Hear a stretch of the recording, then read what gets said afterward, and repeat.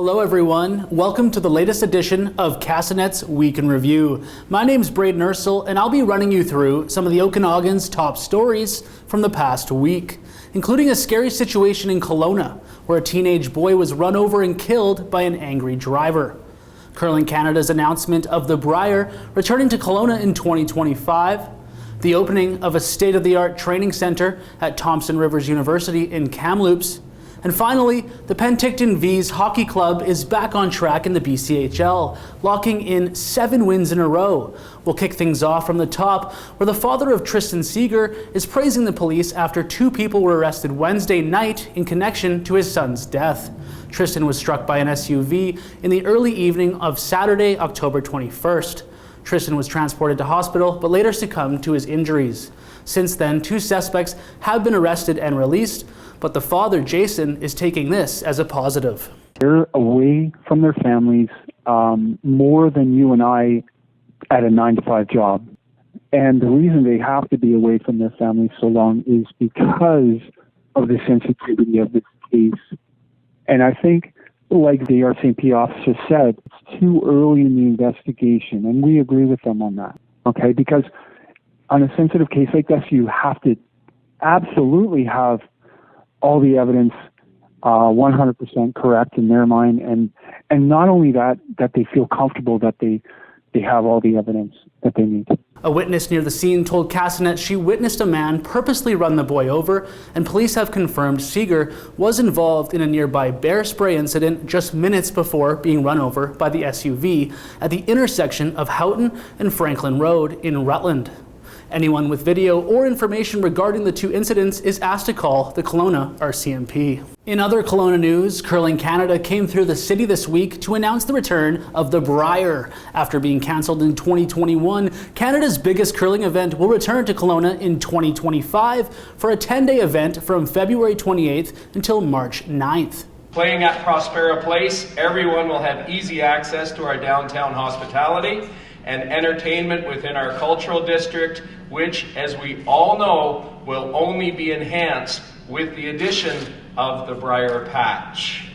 An event like the Montana's Brier not only leaves that economic legacy, but it uplifts the entire community. We've got new engaged volunteers, even after the event leaves town. We have an expanded interest in all kinds of sports, especially from youth. And Kelowna's reputation has been built upon as a trusted host city for future events. Kelowna last held the Brier back in 1968, 55 years ago, when Ron Northcott of Team Alberta won the event and went on to don the maple leaf for Team Canada on the world stage. Shifting things to Kamloops, Thompson Rivers University officially opened its state-of-the-art high-performance training center for Wolfpack varsity athletes, with some calling it one of the best facilities the province has to offer. The quality of equipment is world-class, and that would be difficult to find, I think, on other campuses and other high-performance facilities in our province, but it is top of the line, and what we can provide our student athletes with it is really something we're really proud of now.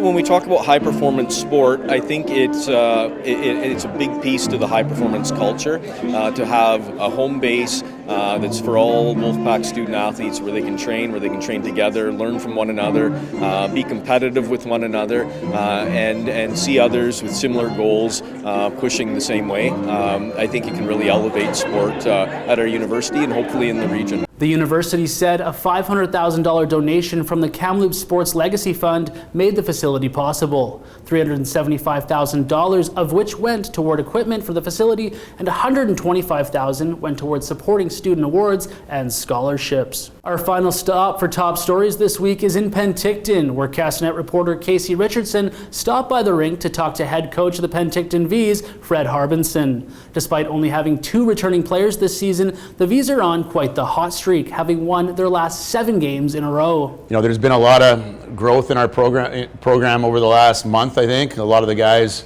it was a big transition, but our record is definitely ahead of where we thought we'd be at this time. You know, it's not realistic to win the championship every year. You know, clearly we've won 2 in a row here, which was pretty special. But you know, the biggest thing is we just want to take each an individual player and hopefully as a group get better each and every month. And if we do, then you have a chance to fight at the end of the year. With their eyes on the BCHL championship, the Vees hope to continue their momentum in the return to game action on November 3rd at home against the Bucks. But that just about does it for our October 29th edition of the Week in Review. For Castanet News, I'm Braden Ursel, and we'll see you again next week.